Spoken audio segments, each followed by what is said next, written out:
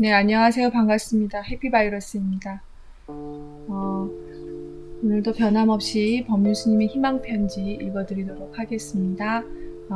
지금 스님 안거 기간이라서요. 안거 기간 지나긴 했는데 아직 스님의 하루가 올라오진 않았습니다. 그래서 그 앞에 올라와 있던 내용 중에서 읽어드리도록 하겠습니다. 미래 30년을 준비하기 위해 고려할 점 해서 내용은 스님은 2차 만일결사를 준비할 때 고려해야 할 점에 대해 몇 가지 이야기를 해 주었습니다. 수행은 항상 기초가 되어야 하기 때문에 그대로 가면 됩니다. 그러나 환경, 빈곤, 퇴치, 평화가 2차 만일결사에도 목표로 두어야 할 내용인지 이 중에서 환경과 평화는 그대로 가지만 빈곤, 퇴치는 하위 변수로 두는 게 나을지 그렇지 않으면 다른 이슈가 더 큰 변수로 올라올지 등을 고려해야 합니다. 1차 만일결사를 시작할 때는 연기적 세계관에 입각해 이 세상의 과제가 무엇인지 파악하고 그 문제를 해결하는 방향으로 목표를 잡았습니다. 2차 만일결사에서도 이와 동일하게 목표를 설정할지 아니면 일부 수정 또는 보완을 할지 먼저 검토를 해야 해요. 우선 우리가 새로 개척하고 있는 사업들에 대한 검토가 필요합니다. 첫째, 최근에 시작한 재활용 유통사업이 어느 정도의 비중으로 추진해 나갈 것인지 검토해 봐야 합니다. 둘째, 안전한 먹거리라는 측면에서 유기농 식품 생산 유통이 어느 정도의 비중으로 자리매김할 것인지 검토해 봐야 합니다. 셋째, 이 사업은 1차 만일결사를 시작할 때 기본적으로 설계해 놓았지만 아직도 추진하지 못하고 있는 사업인데 바로 종합 웰빙센터를 마련하는 것입니다. 최근에 지부별로 마련한 으뜸절이 바로 종합 웰빙센터의 초기 단계라고 보시면 됩니다. 사람들이 와서 운동도 할 수 있고 명상도 할 수 있고 휴양도 할 수 있고 어린아이들을 키우는 대안학교도 있고 이런 종합적인 기능을 갖춘 웰빙 공간으로 조금씩 으뜸절을 만들어 가야 합니다. 으뜸절은 그렇게 할 만한 어느 정도의 토지 규모도 충분히 갖추고 있습니다. 정토에는 이제 온라인으로 전환을 했기 때문에 으뜸절을 잘 활용하면 원래 우리가 세웠던 목표를 달성할 수 있는 가능성이 더 크게 열렸습니다.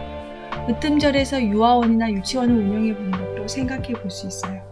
부모가 키울 수 없는 아이들을 돌보는 일을 하는 거죠. 아이들을 키우는 건 으뜸절에서 키우되 정토행자들이 각 아이들의 양부모가 되어주는 겁니다. 그리고 정토회가 초기에 계획하고는 아직 하지 못하고 있는 것 중에 하나가 아기 엄마들을 위한 수련입니다. 앞으로 결혼 전후 아이를 낳기 전과 후 각각 엄마의 역할이 무엇인지 체험하는 수련 프로그램을 개발해야 합니다.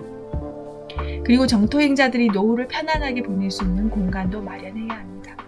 물론 노후와 관련된 것은 꼭 우리가 시설을 마련하지 않더라도 다른 요양병원과 자매를 맺어서 정토행자들이 가서 봉사도 하고 재정 지원도 하는 가운데 그 중에 일부 공간을 확보해서 노후가 되면 그 시설을 활용하는 방안도 생각해 볼 수 있겠죠. 이렇게 으뜸절에 대한 종합 설계를 해서 방향을 잡아볼 필요가 있습니다. 세상의 변화를 위해서 해야 할 역할, 두 번째 꼭지입니다. 뿐만 아니라 세상의 변화를 위해서 어떤 역할을 할 것인지에 대해서도 계획을 세워야 합니다. 권력을 추구하는 정치는 우리가 지향하는 바가 아닙니다.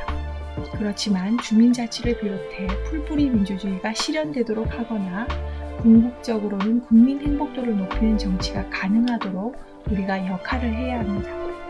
이런 이유로 시민들의 의견을 적극적으로 수렴하고 시민들이 지역 현안에 자발적으로 참여할 수 있도록 하기 위해 마련한 것이 바로 행복센터입니다. 1차 만일결사 때 목표로 잡은 환경, 빈곤, 퇴치, 평화운동은 전 세계인을 상대로 했을 때는 2차 만일결사에서도 여전히 전법과 함께 큰 이슈가 될 겁니다. 하지만 국내에서는 2차 만일결사부터 조금 더 지역 밀착형으로 실천적 과제를 마련해야 합니다. 이렇게 2차 만일결사에 대한 구체적인 설계를 하는 것이 만일준비위원회가 해야 할 역할이에요. 당장 2차 만일결사를 시작할 때부터 다 실행한다는 게 아니라 어느 사업은 몇 차에서 시작하고 또 어느 사업은 몇 차에서 시작한다는 기본 설계를 해야 된다는 겁니다.